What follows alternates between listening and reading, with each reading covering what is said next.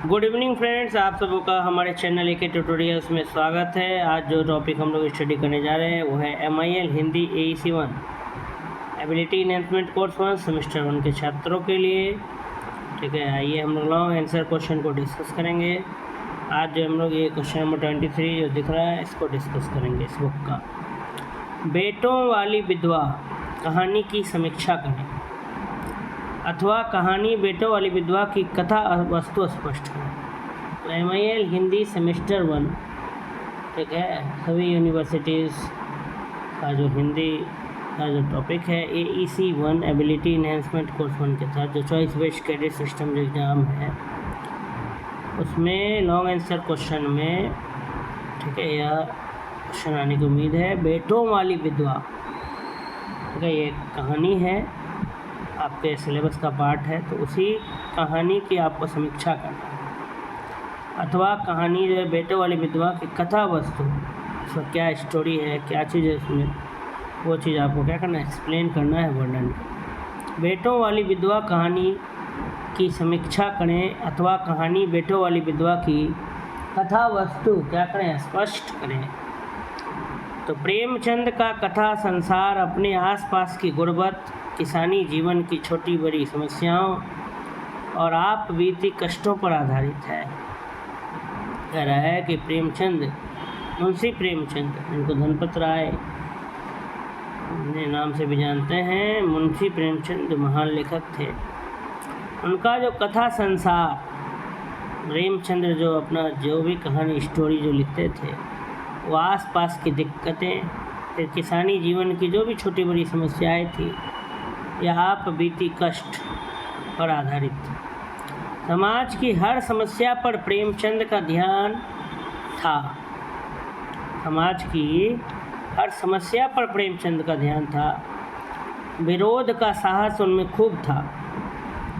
बाल मन से लेकर वृद्ध जनों की परेशानियों को लेकर भी प्रेमचंद ने मार्मिक कहानियाँ लिखी। कह रहा है कि मुंशी प्रेमचंद का जो कथा संसार है वो अपने आसपास की गुर्बत, किसानी जीवन की छोटी बड़ी समस्याओं और आप बीती कष्टों पर क्या है, आधारित है।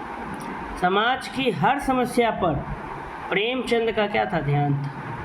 विरोध का साहस उनमें खूब था। बाल मन से लेकर वृद्ध जनों की परेशानियों को लेकर भी प्रेमचंद ने क्या किया, मार्मिक कहानियाँ लिखी। बेटों वाली विधवा वृद्धों के अंतिम समय को बिताने की समस्या को सामने लाती है। जब उनकी इंद्रियां शिथिल हो जाती हैं, वे मुंह देखा हो जाते हैं, ऐसे में अपने घर में मरने तक उनका आदर सत्कार सेवा होते रहना संकट का विषय बनता जा रहा है। इसी विषय पर यह कहानी आश्रित। प्रेमचंद ने सहज सरल मुहावरेदार शैली में समाज के विविध पक्षों को साकार कर दिया है, जिसमें रोचकता सर्वत्र हर जगह क्या है, विद्यमान। इंटरेस्टिंग स्टोरी रहता है उनका, जो भी स्टोरी उन्होंने लिखते हैं, और मार्मिक भी कहानियाँ उन्होंने लिखी है, मर्म को समझाया है। समाज में जो भी दुख है, कष्ट है, जो सच्चाई है वो उसको लोगों के सामने उजागर करने का प्रयास किया अपनी कहानी के माध्यम से। बेटों वाली विधवा जो है ये कहानी जो है वृद्धों के, बूढ़े बुजुर्ग के जो अंतिम समय की समस्या को सामने लाती है कि जब बूढ़े लोगों का जब अंतिम समय आता है, वृद्ध जनों का, उस समय क्या क्या उन्हें परेशानियों को झेलना पड़ता है, इसको बेटों वाली विधवा में दिखाया गया। जब उनकी इंद्रियां शिथिल हो जाती है, मतलब उनके सेंस ऑर्गन काम करना बंद कर देते हैं या वो मतलब इनएक्टिव हो जाते हैं, ज़्यादा सक्रिय नहीं रह जाते हैं, जैसे कि आँखों से दिखना बंद हो जाता है, कानों से सुनाई कम पड़ता है, ठीक है, ये सारा चीज़ जब होने लगता है, इंद्रियां जब उनकी शिथिल हो जाती हैं, हाथ पैर कमज़ोर हो जाते हैं, ठीक है, चलना फिरना कम हो जाता है, तो उस समय उन्हें बहुत सारी परेशानियों का सामना करना पड़ता है। उस समय उन्हें अपने परिजन, अपने परिवार की बहुत सपोर्ट की क्या होती है, बहुत ज़्यादा ज़रूरत होती है। उस वक्त जो है बहुत से तो परिवार ऐसे होते हैं, परिजन स्वजन, जो अपने बूढ़े बुजुर्ग की सेवा करते हैं, और तो बहुत ऐसे जो है लोग ऐसे भी हैं जो अपने बूढ़े बुजुर्ग की उस प्रकार से सेवा नहीं करते। आप सबों ने एक बागबान मूवी देखा हो, ठीक है, अगर नहीं देखा है तो देख सकते हैं, अमिताभ बच्चन की है। उसमें भी दिखाया गया है कि बच्चे जब बड़े हो जाते हैं तो माँ बाप को जो है किस प्रकार से रखते हैं, या और माँ बाप जो है वो बच्चे को किस प्रकार से पालते हैं, छोटे से बड़े करते हैं। तो माँ बाप जो है बच्चों को बहुत प्यार से पालते हैं, उनको पालन पोषण करके बड़ा कर देते हैं। तो जब माँ बाप को ज़रूरत होती है तो बच्चे क्यों नहीं अपना योगदान देते हैं। तो ये सब जो है टॉपिक है। उसी प्रकार का ही एक कहानी है बेटों वाली विधवा, ठीक है, जिसमें वृद्धों के अंतिम जो समय है उसको बिताने की समस्या को सामने लाती है कि जब बूढ़े बुजुर्ग की इंद्रियां शिथिल हो जाती हैं, जब सेंस ऑर्गन काम करना बंद कर देती है, तो वे मुंह देखा हो जाते हैं। ऐसे में अपने घर में मरने तक उनका आदर सत्कार सेवा होते रहना संकट का विषय बनता जा रहा है कि जब तक उनकी मृत्यु नहीं हो जाती है तब तक उनका सेवा सत्कार ये होना चाहिए। तो उस पर अब संकट गहराते जा रहा है। लोगों को अब जैसे ही इंद्रियां काम करना बंद हो जा रहा है बूढ़े बुजुर्ग को, तो लोग जो है उनकी सेवा करना बंद कर दे रहे हैं। जब तक इंद्रियां ठीक थी, जब तक लोग जीवित थे, तब तक जो है ढंग से सेवा सत्कार होता है, नहीं तो मरने तक का इंतज़ार भी होता है बहुत से घरों में। प्रेमचंद ने सहज, आसानी से सरल और मुहावरेदार शैली में समाज के विविध अलग अलग पक्षों को क्या कर दिया, साकार कर दिया है, और जिसमें रोचकता सर्वत्र विद्यमान है।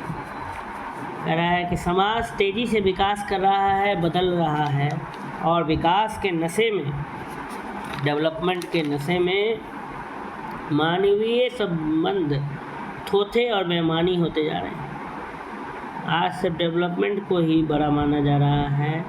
समाज तेज़ी से विकास कर रहा है, बदल रहा है, और विकास के नशे में मानवीय संबंध थोथे बेईमानी होते जा रहे हैं। संवेदना आज वस्तुओं से जा जुड़ी है, लोगों से संवेदना समाप्त होती जा रही है। भावनाएं, ज़रूरतें हमारे दालान में डेरा डालकर बैठ गई हैं, हर ओर वे ही दिख जाती हैं ज़रूरतें, नीड्स, रिक्वायरमेंट्स। हर कोई सिर्फ अपने नीड्स को पूरे करने में खो गया है कहीं ना कहीं। आज के समय की मांग भी यही है, परंतु जो है हमें मानवीय संबंध भी स्थापित रखते हुए विकास की ओर आगे बढ़ना चाहिए। ज़रूरतें हमारे दालान में डेरा डालकर बैठ गई हैं, हर ओर वे ही दिख जाती है कि हमें क्या क्या चीज़ों की ज़रूरत है। ऐसे में भारतीय समाज की जो परिचायक व्यवस्था है, जिसमें छोटों के प्रति प्रेम, बड़ों का आदर सम्मान, जिम्मेदारी का एहसास, ठीक है, ये सब कब ख़त्म हो गई, कब भंग हो गई, इसका भान तक हमें नहीं हो पाया। रात जो है ज़रूरतों ने ही हमें अपना शिकार कर लिया, बना लिया। हर समय हम अपनी ज़रूरतों को कैसे पूरा करें, अपना जो है जीविकोपार्जन कैसे चलाएं, ठीक है, इसी में लोग जो है आज खो गए हैं। तो जो है अब मानवीय संबंध धीरे धीरे कम होता जा रहा है। समाज तेज़ी से विकास कर रहा है, बदल रहा है, और विकास के नशे में मानवीय संबंध थोथे बेईमानी होते जा रहे हैं। संवेदना जो है वो वस्तुओं से जा जुड़ी हैं, ज़रूरतें हमारे दालान में डेरा डालकर बैठ गई हैं, हर ओर से वे ही दिख जाती हैं। ऐसे में भारतीय समाज की जो परिचायक व्यवस्था है, जिसमें छोटों के प्रति प्रेम, बड़ों का आदर सम्मान, जिम्मेदारी का एहसास कब समाप्त हो गया, इसका भान तक हमें नहीं हो पाया। पाश्चात्य सभ्यता जो वेस्टर्न कल्चर है, उसकी आधुनिक दौर बुरी बात नहीं है। उसने हमें अंधविश्वास, फिजूल की बातें तथा मृत जो रूढ़िवादी थी, रूढ़ियों के प्रति आगाह किया, किंतु इसके साथ चली आई भोगवादी प्रवृत्ति ने आदमी को घोर स्वार्थी बना दिया और इतना एकाकी कर दिया कि उसका सरोकार केवल और केवल अपने से रह गया। सभी संबंध काम में आने तक चल पाते, चूक जाने के बाद वे कब मन से उतरने लगते हैं खुद हमें पता नहीं लग पाता। आज कह रहा है कि जो वेस्टर्न कल्चर है, जो पाश्चात्य सभ्यता है, उसकी आधुनिक दौर रेस जो है वह बुरी बात नहीं है, क्योंकि आजकल समय की मांग भी वही है, लेकिन क्योंकि उसने अच्छा भी किया, अंधविश्वास को ख़त्म किया, फिजूल की जो बातें हैं और जो रूढ़ी जो सोच है वो सबको ख़त्म कर दिया है, परंतु हमें इतना अकेला कर दिया, एकाकी, अकेले के बारे में सिर्फ सोचना और स्वार्थी बना दिया है कि उसका सरोकार केवल और केवल अपने से रह गया और हमें भोगवादी प्रवृत्ति ला दिया, हमारे अंदर भोग को भोगने की आदत आ गई। सभी संबंध काम में आने तक चल पाते हैं, जब तक काम आइए तो आप दूसरों के लिए अच्छे हैं, ऐसे ही आप किसी काम के नहीं रहे तो आपका संबंध भी धीरे धीरे कम हो जाता है। आजकल तो और ज़्यादा जो है पैसों से लोगों को जो है रिस्पेक्ट, सम्मान दिया जा रहा है। जितना ज़्यादा पैसे हैं आपके पास उतना ज़्यादा आपको समाज में सम्मान दिया जाता है, उतनी बड़ी अदब के साथ आपकी सेवा सत्कार की जाती है, आपको पहचाना जाता है समाज में। और जो है अगर पैसे अगर आपके पास कम है या आप असक्षम हैं, ज़्यादा रिच आप नहीं हैं, तो जो है आपको उतना सम्मान आज के समाज में नहीं दिया जा रहा है। वही सब बातें की जा रही है, ठीक है। लेकिन कह रहा है कि हम इतना ज़्यादा खो गए हैं इस आधुनिकता में कि हमें जो है सभी संबंध भी व्यर्थ लगने लगे हैं, बेकार लगने लगे हैं। सभी संबंध काम में आने तक चल पाते हैं, चूक जाने के बाद वे कब से मन से उतरने लगते हैं खुद हमें पता नहीं लग पाता। ऐसी मानसिकता के घर कर जाने के बाद आपसी संबंधों में जिस वर्ग को सबसे ज़्यादा फजीहत, परेशानी और अपमान का सामना करना पड़ा वह घर का बुजुर्ग वर्ग था। कि इस तरह का जो सोच आ गया है समाज में, लोगों को में घर में ऐसा जो मेंटेलिटी आ गया, ऐसी मानसिकता आ गई है, इसमें सबसे ज़्यादा जिस पर प्रभाव पड़ा है वो है बुजुर्ग वर्ग, ठीक है। वृद्ध लोगों पर, सबसे वृद्ध लोगों को सबसे ज़्यादा फजीहत, सबसे ज़्यादा परेशानी और अपमान का सामना करना पड़ा है, ठीक है। एक समय तक अपना सब कुछ संतान को सौंप चुकने के बाद जब उनके पास शेष कुछ नहीं रह जाता तो वह किसी काम का दिखाई नहीं पड़ता। माता पिता जब बच्चे को अपना सभी जितना भी संपत्ति अर्जित किए थे वो सब जब दे देते हैं, सब बच्चे जब वो प्राप्त कर लेते हैं, ले लेते हैं, जब माता पिता के पास कुछ नहीं बचता तो माता पिता भी बच्चों के लिए क्या प्रतीत होने लगते हैं, कोई काम के नहीं प्रतीत होते हैं। ऐसा आज के ज़माना में देखा भी गया, बहुत सारे उदाहरण हमें देखने को मिलते हैं समाज में, ठीक है। परंतु हमें कभी नहीं बोलना चाहिए कि माता पिता ने ही हमें इस धरती पर लाया है, उन्हें हमें कभी नहीं बोलना चाहिए। एक समय तक अपना सब कुछ संतान को सौंप चुकने के बाद जब उसके पास शेष कुछ नहीं रह जाता तो वह किसी काम का दिखाई नहीं पड़ता। माता पिता का गौरव प्राप्त कर चुका यह वर्ग एक समय पर आकर किसी काम न आने वाली वस्तु बनकर रह जाता। उसकी कदर, सम्मान सब तिरोहित हो उठते हैं। अपना रक्त पिलाकर पाले गए बच्चे जब समर्थ हो जाते हैं तो समर्थ होकर माता पिता के प्रति रूखे हो बैठते हैं। माता पिता का गौरव प्राप्त कर चुका यह वर्ग एक समय पर आकर किसी काम न आने वाली वस्तु बनकर रह जाता है और उसकी कदर, सम्मान सब तिरस्कार हो जाता है, तिरोहित हो जाता है। अपना रक्त पिलाकर पाले गए बच्चे समर्थ होकर माता पिता के प्रति क्या हो जाते हैं, रूखे हो बैठते हैं। समाज में पनपी इस अमानवीय व्यवस्था, ठीक है, समाज में पनपी इस अमानवीय व्यवस्था की ओर प्रेमचंद की कहानी बेटों वाली विधवा उंगली उठाती। समाज में जो पनप गई है ये अमानवीय व्यवस्था, उसमें प्रेमचंद की कहानी जो है बेटों वाली विधवा ये उंगली उठाती है कि वृद्धावस्था में जीवन यापन कैसे हो, यह समस्या आधुनिक समाज की एक बड़ी सामाजिक समस्या बनकर उभर रही है।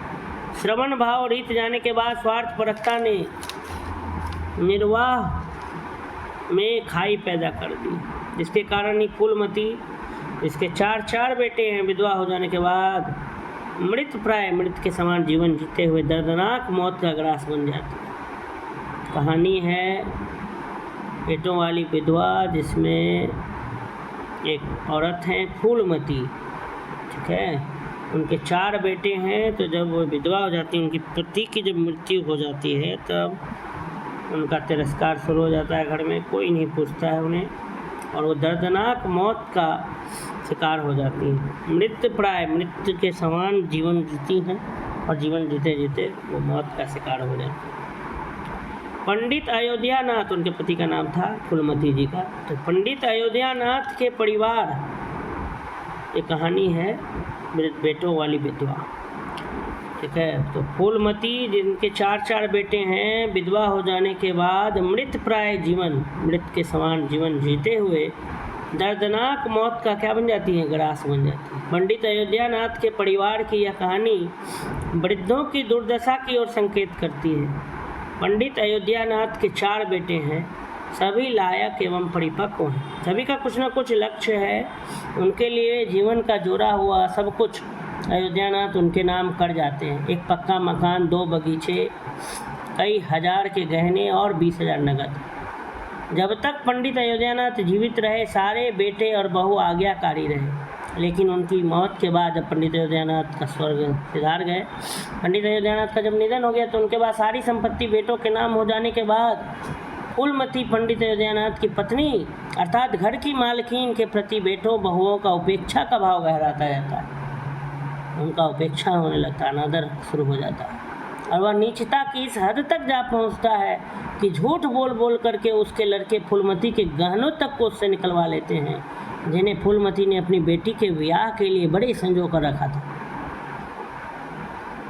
कह रहा है कि पंडित अयोध्यानाथ ने जो कुछ भी अपने जीवन में कमाया था, जोड़ा था, एक पक्का मकान, 2 बगीचे, कई हजार के गहने और 20,000 नगद। तो जब तक पंडित अयोध्यानाथ जीवित रहे सारे बेटे बहू क्या रहे, आज्ञाकारी, एकदम ओबीडियंट रहे, उनकी आज्ञा का पालन करे।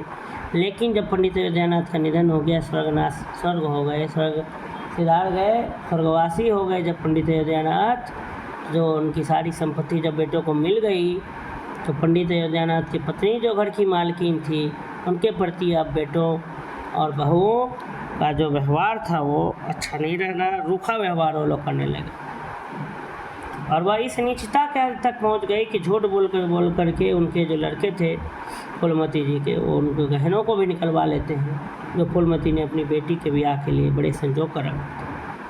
माँ बाप के पास संपत्ति पैसा रहने तक उनकी आज्ञा मानने वाले पुत्रों पुत्रवधियों की कितनी कड़वी जुबान निकल आती है कि विधवा माँ से सीधे मुंह तक कोई बात तक नहीं करता, और उसे एक अंधेरी कोठरी में नौकरों से भी बदतर जीवन जीने के लिए मजबूर कर दिया जाता है। काफ़ी मार्मिक कथा है, दुख बड़ी है कि माँ बाप के पास संपत्ति पैसा रहने तक उनकी आज्ञा मानने वाले पुत्र और पुत्रवधू, जब तक संपत्ति था माँ बाप के पास तब तक उनकी आज्ञा माने, और उनकी इतनी कड़वी जुबान निकल आती है पुत्र और पुत्रवधुओं की कि विधवा माँ से सीधे मुंह तक कोई बात तक नहीं करता, और उसे एक अंधेरी कोठरी में नौकरों से भी बदतर जीवन जीने के लिए मजबूर कर दिया जाता है। उसकी सारी आशाओं आकांक्षाओं का दम घुट जाता है, और एक दिन सुबह सुबह घाट पर पानी लेते समय नदी में डूबकर उसे